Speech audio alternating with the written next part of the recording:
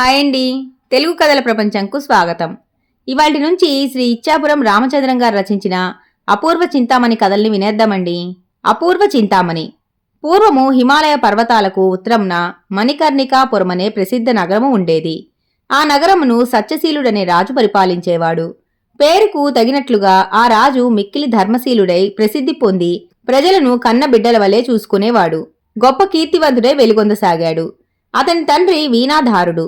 ఒకనాడు ఆ రాజు మిక్కిలి విచారముతో తన మంత్రి వంక చూచి, మహామంత్రి, సంతానము లేకపోవుట నన్నెంతో బాధించుచున్నది. వారసులు లేని రాజ్యము వెలవెలబోతుందంటారు. దానధర్మములనెన్నింటినో నేను చేశాను. తీర్థయాత్రలు తిరిగాను. మ్రొక్కని దేవుడు లేడు. నా పూర్వజన్మ పాపమేమియో గాని నన్ను పుత్రుని లేనివానిగా చేశాడు. పుత్రులు లేనివానికి సద్గతులు కలగవని గదా పెద్దలు చెప్పారు. ఏమి చేసినను నా కోరిక తీరుటలేదు. నా కోరికను తీర్చు ఉపాయంను చెప్పి నన్నీ బాధ నుంచి విముక్తి చేయమని కోరుతున్నాను అన్నాడు. రాజా, మీరు చెప్పినది నిజమే. సంతానము లేని జీవితము వ్యర్థమని పెద్దలు చెప్పుట సహజమే. కాని మనమేమి చేయగలము? నిరంతరం ధర్మ ప్రవర్తనులైన మీకు సంతానం లేకపోవుటకు కారణం ఏమిటో తెలియటలేదు. దీనికి చింతించి ప్రయోజనం లేదు. నాకొక ఆలోచన వచ్చుచున్నది. మీరు ఋషులను పూజించుట మంచిదని తోచుచున్నది. ఋషుల వలన మీకు ప్రయోజనము కలుగక మానదు. కావున ఋషులను పూజించవలసినదిగా కోరుతున్నాను అని బదులిచ్చాడు. నాటి నుండి రాజు అతిథులను, అభ్యాగతులను, భక్తులను, సాధువులను, సన్యాసులను, పెద్దలందరినీ పూజించసాగాడు. అయినను ప్రయోజనము కలగలేదు. ఒకనాడతని కొలువుకు గొప్ప తేజోవంతుడైన సాధువకుడు వచ్చాడు. ఒక చేత కమండలమును మరి ఒక చేత పొడవాటి కర్రను ధరించి ఉన్నాడు. విశాలమైన నేత్రములు, గుబురు జుట్టుతో, గడ్డముతో, తెలియని ఆకర్షణతో వెలిగిపోతున్నాడు. రాజతనిని చూచి ఎదురేగి ఉచితాసనమున కూర్చోండని యోగించాడు. మహాత్మా, మీరెచ్చటి నుండి వచ్చారు? మీ రాకకు కారణమేమి? మీకేమి కావలయునో చెప్పండి. నా సాయశక్తులా మిమ్మల్ని సంతృప్తులను గావించుటకు ప్రయత్నించదును అన్నాడు. సాధువు బదులిస్తూ, రాజా, నేను హిమాలయములందు తపస్సు చేసుకొనువాడను. నా పేరు కలికానందుడు. నేను అప్పుడప్పుడు లోక కళ్యాణార్థము సంచారము చేయుచుందును. ఇప్పుడు ఈ ప్రదేశమును దర్శించవలనని వచ్చితిని. నీ కీర్తిని, ఈ నగర సౌందర్యంను విని ఒకసారి చూచిపోవాలని వచ్చాను. నీకిష్టమైనచో కొంతకాలం ఇచ్చటనే ఉండెదను. నీ అంగీకారము తెలియపరచమని కోరాడు. అంతటా ఆ రాజు, స్వామి, నా పూర్వజన్మ సుకృతము వలన మీ దర్శన భాగ్యం కలిగినది. మీరు యథేచ్ఛగా నా పురం నందు నివసించవచ్చును. మీకెట్టి అభ్యంతరము ఉండబోదు. సకల సదుపాయాలు కల్పించెదను అన్నాడు. రాజా, నీవేదియో చింతన పడుచున్నట్లున్నావు. నీ బాధ నాకు తెలిసినది. బిడ్డలు లేక బాధపడుచున్నావు. నీకు సంతానము కలుగునట్లు భగవంతుని ప్రార్థించి నిన్ను పుత్రవంతునిగా చేయుదును.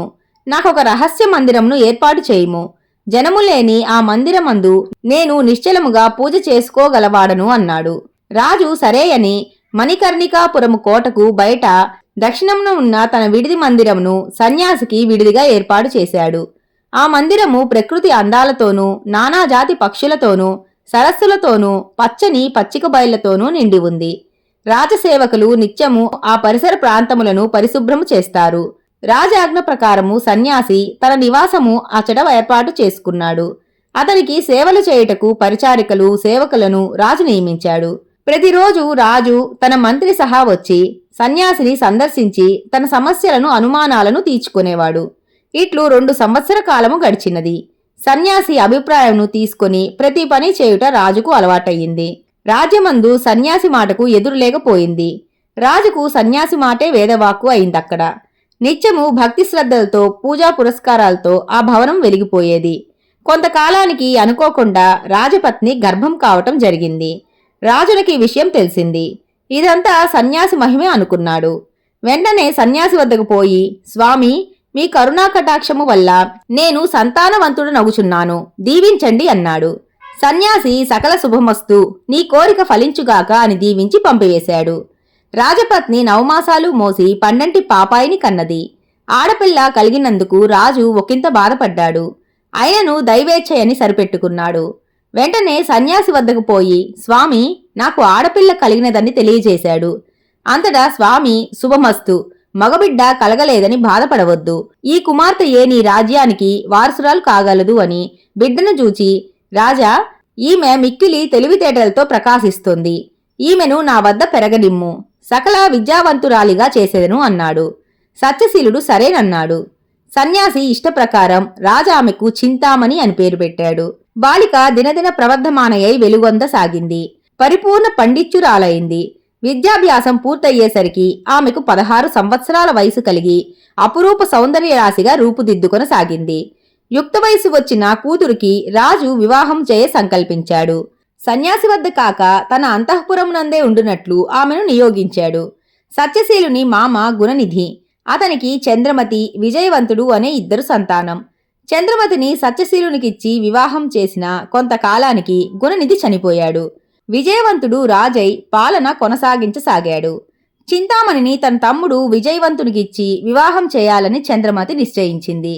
భర్తయు సరేనన్నాడు. విషయాన్ని కూతురైన చింతామణికి చెప్పారు. అంతటా చింతామణి, అమ్మా, గురువుగారి ఆజ్ఞలేనిదే నేను ఏ పనియూ చేయజాలను. గురువు చెప్పిన మాటను కాదన్ను. ఆ మహాత్ముడెవరిని పెళ్లి ఆడమని ఆజ్ఞాపించునో వారినే చేసుకొందును. ఇదియే నా నిశ్చయము అని చెప్పింది.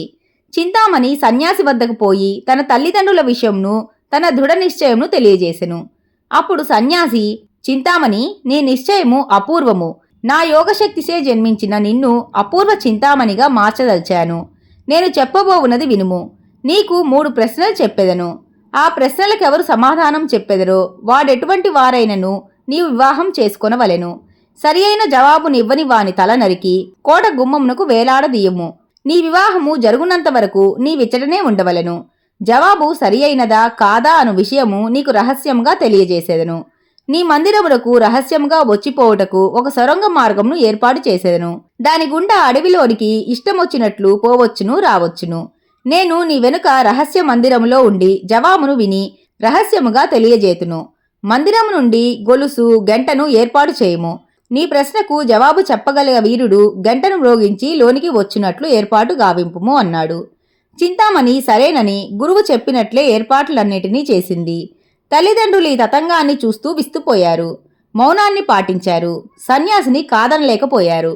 చింతామణి తన చెలికత్తె కాంచనతో కూడా విలాస మందిరంను ప్రవేశించింది.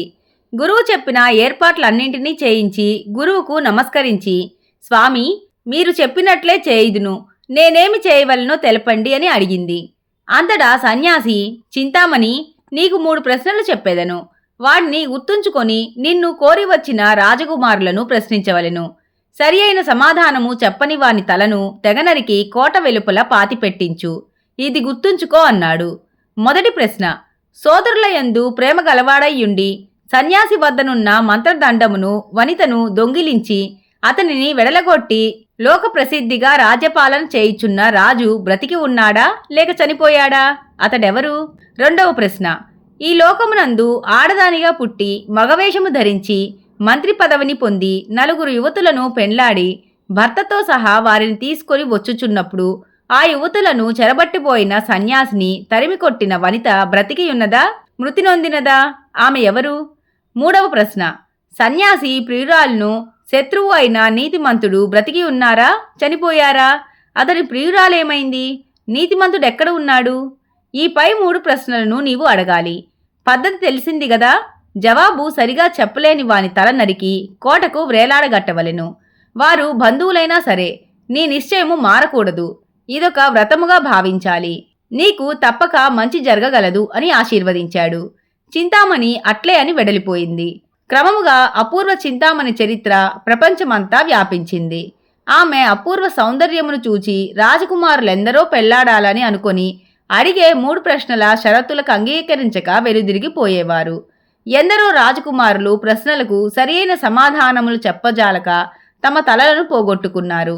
ఇట్లుండా చంద్రమతి తమ్ముడైన విజయవంతుడు చింతామణిని వివాహం చేసుకోవాలని వచ్చానన్నాడు. చంద్రమతి సత్యశీలురు అది అసంభవమని, దానికి చింతామణి కొన్ని షరతులు విధించిందని జరిగినదంతా పూసగుచ్చినట్లు చెప్పారు. వివరములు తెలుసుకొన్న విజయవంతునికి చింతామణిపై వ్యామోహము ఎక్కువైంది. ఎట్లాగైనను ఆమెను వివాహం చేసుకోవాలని అనుకున్నాడు.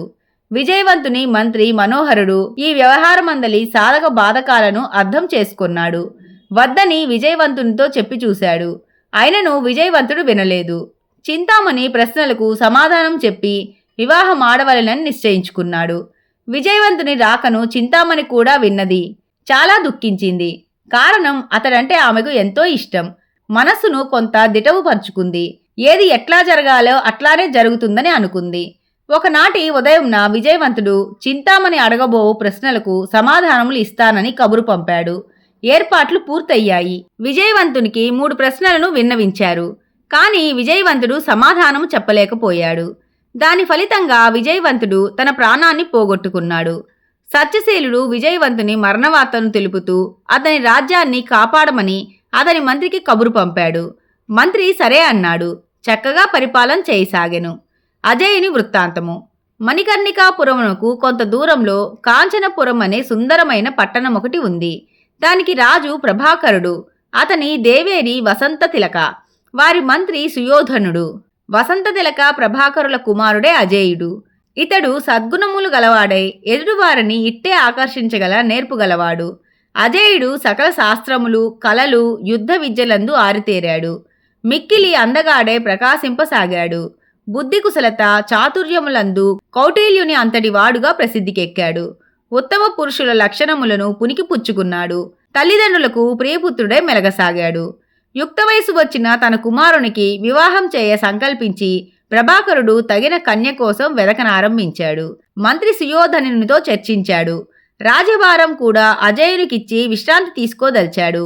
ఇట్లుండ అజయునికి తన చెలికాడైన వసంతుని ద్వారా తనకింకనూ 6 సోదరులుండేవారని, వారందరూ తల్లిదండ్రుల ఆజ్ఞను పెడచెవిన పెట్టినందున మరణించారని తెలుసుకున్నాడు.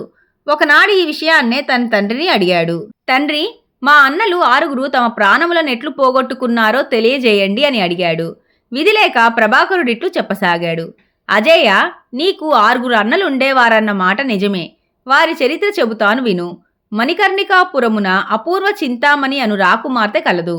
ఆమె తన వివాహమునకు 3 ప్రశ్నలను షరతులుగా విధించి సరి అయిన జవాబు చెప్పలేని వారి తల తెగనరికి కోట గుమ్మమునకు వేలాడదీయుదునని ప్రకటించింది. ఆమె అపురూప సౌందర్యవతి అగుటచే మీ అన్నలు ఎవరెంత చెప్పినా వినక ఆమెను ఎలాగైనా వివాహం చేసుకుంటానని చెప్పి వెడలి తమ ప్రాణములను పోగొట్టుకున్నారు. నీకు తెలిస్తే ఏమవుతావోనని మేమింతవరకు చెప్పలేదు. ఎందరో రాజపుత్రులు సమాధానములు చెప్పలేక ఆమె బారిన పడి మరణించారు. ఇప్పటి వరకు 1 తక్కువ 1000 మందిని ఆమె పొట్టన పెట్టుకుంది. వంశము నిలుపుకొనవలెననే కోరికతో మేము నీకు విషయం చెప్పలేదు. కావున అజేయ, నీవైనా మా మాటలు విని పెళ్లి చేసుకుని రాజపాలన గావించు. నీ అన్నల మాదిరిగా నీవు కూడా నడుచుకొనుట మంచిది కాదు. నీవైనా మాకు బిడ్డల్లేని బాధ లేకుండా చేయి తండ్రి అని కొడుకును వేడుకున్నాడు. అన్నల వృత్తాంతం విన్న అజయునకు చింతామణిపై విపరీతమైన కోపం వచ్చింది. తనలో తాను ఇట్లనుకున్నాడు. ఆహా, ఇదెంత ఆశ్చర్యముగా ఉన్నది. ముక్కు మొహం తెలియని రాజపుత్రిగా ఒకటి ప్రశ్నలొకటే ఏమి? వాడికి సరైన సమాధానములు చెప్పజాలక వీరులు, శూరులు, ప్రజ్ఞావంతులు, బుద్ధిమంతులు మున్నగు వారెందరో ప్రాణాలు కోల్పోవటేమిటి? ఏది ఏమైనను నా అన్నలు ఆ రాజకుమార్తె కారణంగా ప్రాణాలు పోగొట్టుకున్నారనుట నిజము. కానిమ్ము, నేను పగదీర్చుకొనక ఊరుకుంటానా? ఆమె ప్రశ్నలకు సమాధానములు తెలుసుకొని ఆమెను పెళ్లాడి పగదీర్చుకోకపోవుదునా అనుకున్నాడు.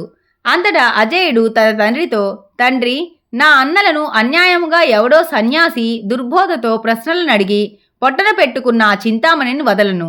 ఆమె ప్రశ్నలకు సమాధానములు తెలుసుకొని ఆమెపై పగ తీర్చుకోవాలని నిశ్చయించుకున్నాను. నన్నింక వారించకండి అని దృఢ నిశ్చయంతో పలికాడు. తల్లిదండ్రులు ఎంత బ్రతిమిలాడినను వినలేదు. దైవ సంకల్పం ఎట్లున్నదో అట్లే జరుగునని వారు మిన్నకుండిరి. తల్లిదండ్రుల అభ్యర్థన అజేయుడు అంగీకరింపలేదు. అజేయుడు మరునాడే మణికర్ణికాపురంనకు ఒంటరిగా బయలుదేరాడు. తన పంచకళ్యాణి గుర్రమునెక్కి ఖడ్గము ధరించి వీరోచితంగా మణికర్ణికాపురంను ప్రవేశించాడు. ఇంతలో కోట బురుజుపై విహారమునకై తన చెలికత్తె పుణ్యవతితో వచ్చిన చింతామణి ఆ రాజకుమారుని చూసి అతని సౌందర్యమునకు పరవశించి, అందరి సుందరాంగుడు నా భర్త అయినచో నేనెంత అదృష్టవంతురాలిని, కాని ఇది జరిగే పనేనా అని మనస్సునందు పరిపరి విధాలుగా యోచించింది. అజేయుడు ఆ నగరమును ప్రవేశించి కోట ద్వారమునందు వేలాడదీయబడిన రాజపుత్రుల పుర్రెలను చూచి తన అన్నలను తలుచుకొని మిక్కిలి దుఃఖించాడు. చివరకు తమాయించుకొని నగర దర్శనానికి బయలుదేరాడు.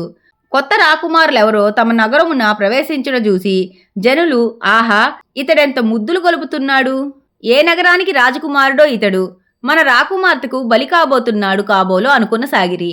ఇంతలో 50-60 సంవత్సరాల ముసలివాడొకడు వచ్చి, రాకుమారా, మా ఇంటికి వచ్చి మా ఆతిథ్యంను స్వీకరించండి. మీరు మిక్కిలి అలసి ఉన్నారు. నేటి రాత్రి మా ఇంటి యందు విశ్రాంతి నొంది రేపు ఉదయముననే వెళ్ళవచ్చును అని బలవంతం పెట్టాడు. ఆ అపరిచితుడు అజయ్ని తన ఇంటికి తీసుకుని వెళ్లి ఉచిత రీతిన విశ్రాంతి యొసగి విశాలమైన గదియందు రత్నకంబలిపై విశ్రమింపజేశాడు. రాజనందన, మీ వంటి గొప్పవారు మా బోటి ఇళ్లకు వచ్చుట మాకెంతో అదృష్టము. నన్ను మీరెరుగరు, కాని మీరు నాకు తెలుసును. మీ వద్దకు వచ్చినప్పుడు మీ నాన్నగారు మాకెంతో సహాయం చేశారు. అప్పుడు మీరు చాలా చిన్నవారు. నేనొక రత్నాల వ్యాపారిని. నా పేరు సర్వశ్రేష్ఠి. మీరు నా ఇంట యందు ఎన్ని రోజులైనను ఉండవచ్చును. నాకు అభ్యంతరం లేదు అని చెప్పాడు. అజయుడు ఎంతగానో సంతోషించాడు. పరిచయమేమీ లేని చోట మర్యాదలందుట సంతోషమే కదా. సర్వశ్రేష్ఠి మరలా అజయునితో, అయ్యా, తమరి నగరమునకు వచ్చుటకు గల కారణమేమి అని అడిగాడు. దేశ సంచారము చేయుచు ఇక్కడ విశేషములు కూడా తెలుసుకుందామని వచ్చాను అన్నాడు. చింతామణిని గురించి తెలుసుకోదలిచిన అజయుని కోరికను తెలుసుకున్న సర్వశ్రేష్ఠి ఎంతో నచ్చజెప్పాడు. హితబోధ చేశాడు. అయినను అజయుడు వినలేదు. సర్వశ్రేష్ఠితో, మిత్రమా, నీవనుకుంటున్నట్లు నేనందరి రాజకుమారుల వంటి వాడను కాను. తొందరపడి నేరుగా పోయి ప్రశ్నలకు జవాబు చెప్పజాలక ప్రాణం తీసుకొనవాడను కాను. మొదట ప్రశ్నలు తెలుసుకొనుట నా కర్తవ్యము. అటు తరువాత వాటికి సరైన జవాబులను తెలుసుకొనుట, తరువాతనే చింతామణితో నా సమావేశము. ఇదే నా ఉద్దేశం. కావున మీరు నా గురించి చింతింపవలదు. నేనెట్లైనను సమాధానములు తెలుసుకొని చింతామణిపై పగ తీర్చుకొందును. నేను నా పనిని సాధించినంత వరకు మీ ఇంటనే ఉంటాను. ఈ విషయము ఎవ్వరికీ తెలియనివ్వకండి. నేను రాజపుత్రుడనని తెలియకూడదు సుమా. తగినంత సహాయము చేసి పుణ్యం కట్టుకోండి అన్నాడు. శ్రేష్ఠి అంగీకరించాడు. ఇట్లా వారం రోజులు అజయుడు ఆ నగరాన్ని క్షుణ్ణంగా పరిశీలించాడు. ఒకనాడతడు చింతామణి ఉన్న విడిది మందిరము చెంతకు పోయాడు. అచట ప్రకృతి సౌందర్యమునకు పరవశించి నలుదిక్కులా చూడసాగాడు. ఇంతలో సూర్యాస్తమయమైంది. అచట గల ఒక సరస్సు చుట్టూను తిరగసాగాడు. కోట వెనుక భాగం అచ్చడికి ఎంతయో దూరము లేదు. కొద్ది గజములలో కోట గోడ కనపడసాగింది. ఆ గోడ అందు చిన్న వాకిలి ఉన్నది. చుట్టూ చెట్లు చేమలతో మోయబడి అచడొక వాకిలి ఉన్నట్లే అనిపించటం లేదు. అజయుడు సమయం మించిపోవడచే తన ఇంటికి పోవుటకు వెనుదిరిగాడు. ఇంతలో గరగరామని శబ్దం చేసుకుంటూ వాకిలి తలుపు తెరుచుకున్నది. దానిలో నుంచి అపురూప సౌందర్య రాశి అయిన అందగత్తె ఒక ఆవిడ బయటకు వచ్చింది. మిక్కిలి ఆశ్చర్యచకితుడై చూస్తున్న అజయుని వద్దకు ఆమె వచ్చి నిల్చుంది. ఆమె అందమునకు ముగ్ధుడైన అజయుడు ఒకంత నిశ్చేష్టుడయ్యాడు. అట్లే చూస్తూ ఉండిపోయాడు. చింతామణి ఈమె అయ్యి ఉంటుంది అని అనుకున్నాడు. అజయుడు ఆమెను అట్లే చూస్తూ, సుందరాంగి, ఎవరు నీవు? ఈ సమయమందు ఒంటరిగా రహస్య మార్గం నుండి బయటకు వచ్చుటకు కారణమేమి అని అడిగాడు. తరువాత వారిద్దరూ ఒకరినొకరు పరిచయాలు చేసుకున్నారు. ఇంతకీ అజయుడు చింతామణిని వివాహం ఆడతాడా, లేకపోతే ఆమె చేతిలోనే హతమవుతాడా? తరువాత ఏం జరుగుతుంది అనేది తరువాయి భాగంలో వినేద్దామండి.